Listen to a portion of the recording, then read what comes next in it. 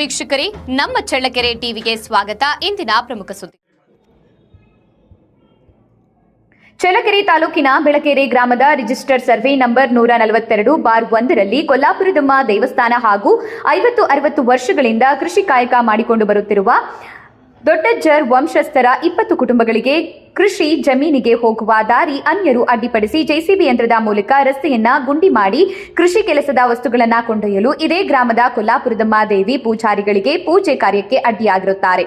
ತಾವು ಸ್ಥಳಕ್ಕೆ ಆಗಮಿಸಿ ಪರಿಶೀಲನೆ ನಡೆಸಿ ಕೃಷಿ ಚಟುವಟಿಕೆ ಹಾಗೂ ದೇವಸ್ಥಾನ ಪೂಜೆಗೆ ಯಾವುದೇ ವಿಘ್ನ ಬಾರದಂತೆ ರಸ್ತೆಯನ್ನ ಬಿಡಿಸಿಕೊಡುವಂತೆ ಬೆಳಗೆರೆ ಗ್ರಾಮದ ದೊಡ್ಡಜ್ಜರ್ ವಂಶಸ್ಥರು ಇಂದು ತಹಶೀಲ್ದಾರ್ಗೆ ಮನವಿಯನ್ನ ಸಲ್ಲಿಸಿದ್ದಾರೆ.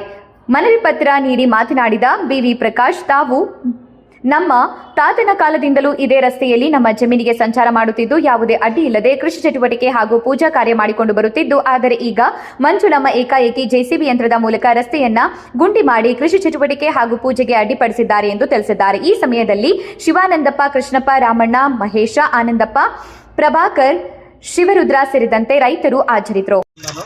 ಆ ಜಮೀನಿಗೆ ಅಲ್ಲಿ ವ್ಯವಸಾಯ ಮಾಡ್ಕೊಂಡು ಒಂದು 15-20 ಮನೆಯವರು ಎಲ್ಲ ಓಡಾಡ್ತಾ ಇದ್ದರು. ಮಕ್ಕಳು ಎಂದು ನಮ್ಮನ್ನು ಅಡ್ಡಿಪಡಿಸಿರಲಿಲ್ಲ. ಈಗ ಅದನ್ನು ರೋಡ್ ಹಾಕಿ ಟ್ರೈನ್ ಹೊಡೆಸಿ ಅಡ್ಡಿಪಡಿಸ್ತಾ ಇದ್ದಾರೆ. ಅದಕ್ಕೋಸ್ಕರ ನಮಗೆ ಕೃಷಿ ಕೆಲಸಕ್ಕೆ ತೊಂದರೆ ಆಗ್ತೈತೆ. ಅದಕ್ಕೆ ನಮ್ಮ ದೇವಸ್ಥಾನ ಐತೆ, ಅಲ್ಲಿ ವಾರಕ್ಕೆ 2 ಸಾರಿ ಪೂಜೆ ಮಾಡೋಕ್ಕೆ ಹೋಗ್ತಾರೆ. ಅದಕ್ಕೂ ತೊಂದರೆ ಆಗುತ್ತೆ. ಕೃಷಿ ಕಾಲೋನಿಯಿಂದ ಬಂದು ಪೂಜೆ ಮಾಡ್ತಾ ಇದ್ದಾರೆ. ಅದಕ್ಕೂ ಅಡ್ಡಿ ಆಗ್ತೈತೆ. ಅದಕ್ಕೆ ತಮ್ಮಲ್ಲಿ ದಾರಿ ಬಿಟ್ಟಾಗಿ ತಮ್ಮಲ್ಲಿ ಮನವಿ ಇಲ್ಲ. ಹಿಂದೆಂದು ತೊಂದರೆ ಮಾಡಿರಲಿಲ್ಲ. ಇನ್ನು ಇದೇ ಸಾರಿನೇ ಅವರು ಈ ಥರ ತೊಂದರೆ. ಎಷ್ಟು ವರ್ಷದಿಂದ ನೀವು ಜಮೀನು ಇದೆ ಅಲ್ಲಿ? ಹಾಲಿ 106 ವರ್ಷಕ್ಕೆ ನಮ್ಮ ತಾತ ಮುತ್ತಾತನ ಕಾಲದಿಂದಲೂ ಅಲ್ಲೇ ಓಡಾಡ್ತಾ ಇದ್ವಿ.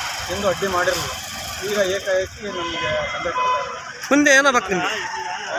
ನಮಗೇನಿಲ್ಲ, ಇವಾಗ ದಾರಿ ಮಾಡಿಸ್ಕೊಡ್ಬೇಕಾಗಿ ತಮ್ಮಲ್ಲಿ ನಮಗೆ ನ್ಯಾಯ ಕೊಡಿಸ್ಬೇಕಾಗಿ ತಮ್ಮಲ್ಲಿ ಮನವಿ. ಅದಕ್ಕೆ ಸಂಬಂಧ ಇಲ್ಲದವರು ಅಡ್ಡಿಪಡಿಸಿದ್ದಾರೆ. ನಮಗೆ ನ್ಯಾಯ ಕೊಡಿಸ್ಬೇಕಾಗಿ ತಮ್ಮಲ್ಲಿ ಮನವಿ. ನಿಮ್ಮ ಹೆಸರು? ವಿ ಪ್ರಕಾಶ್.